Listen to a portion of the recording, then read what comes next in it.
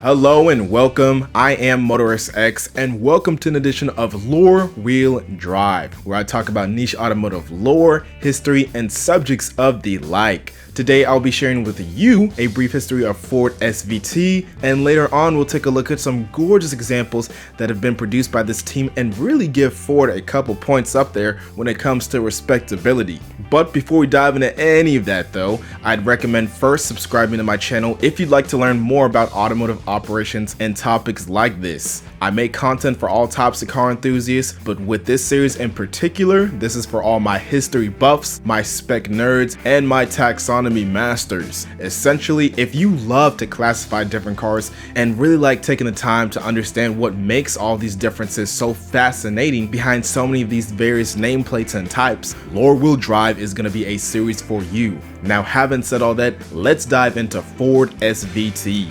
Ford SVT was one of the in-house tuner divisions within Ford Motor Company. It was founded in 1981 and was dedicated to producing high-end versions of Ford sports cars. Originally, during the team's first years, it was actually called SVO, which stood for Special Vehicle Operations. At this time, they focused on creating competition-spec Mustangs for the SCCA Trans Am and IMSA GT championships. Not to mention, they also developed a quirky little Mustang called the Mustang SVO, which would adopt the title of being the most European Mustang ever. And why? Well, let me get right into that. When you really look at this car, it was developed to compete with European sports cars like the Audi Quattro and the Audi Coupe, as well as the Saab 900 Turbo. Not to mention, it was also overseen by a man named Michael Kranefuss, who was A, the former director of Ford Racing Europe, and B, the then current director of SVO. So when you think about it, you really have to understand that this Mustang, out of all the Mustangs compared that came before and after, was really created in a European sort of perspective. You know,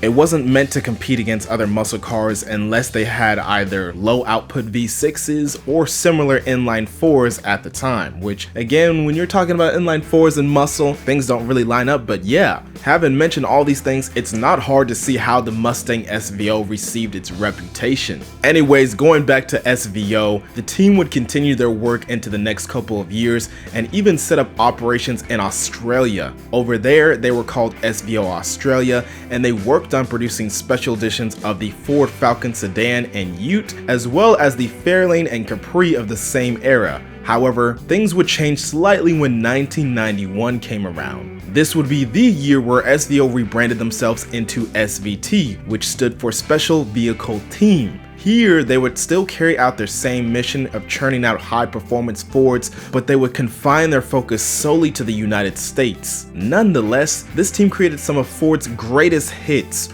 We're talking about the F-150 Lightning, the Mustang Cobra R, and the S-197 GT500, and even the fifth iteration of the Ford GT that debuted in 2005. All of such being cars that performed exceptionally well for their time and are still adored by many car enthusiasts globally today. They did some serious numbers for Ford during this time, I tell you, and it kept them at the heart of many discussions until 2015. Here, unfortunately, SVT would disappear as its own separate entity within Ford as a whole. However, catch this, they would integrate themselves with Team RS, Ford Performance Vehicles, and a few other performance divisions within Ford to become the company's new tuning arm, simply called Ford Performance. This large new conglomerate was responsible for overseeing both Ford's motorsport and performance endeavors, and they still do so to this very day of me recording this. So you could say that SVT is technically alive, they just aren't called SVT anymore, and they have a lot more personnel working with them to accomplish their mission.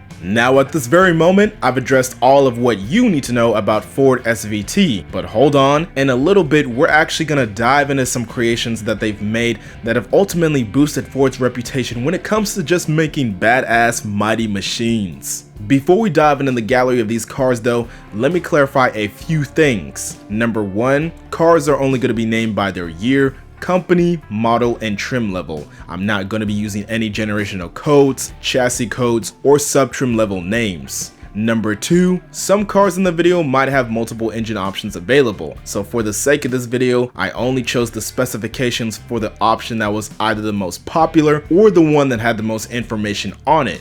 Number 3, some cars also might have figures that just weren't publicly attainable. So for some of the data slots, you'll see that data was just not attainable or data was not available. Number 4, few of the specs in this video might not also be 100% or even 90% accurate. So for some of these questionable metrics that I stumbled across, I just guessed them based on comparisons I made with the car in question and cars of similar class and era. So with this comparison, I basically took numbers that were already kind of established for other similar cars, and I just kind of made some numbers for any questionable metrics I had for the car in question. So there's that. And number 5, taking into consideration the previous 4 points, I want you to know that I have done my best to provide you with both accurate and precise information for the cars you will see in the gallery. Now that I have given you a brief history over Ford SVT, and now that I have addressed the side notes for the gallery, let us dive into these almighty machines known as SVT.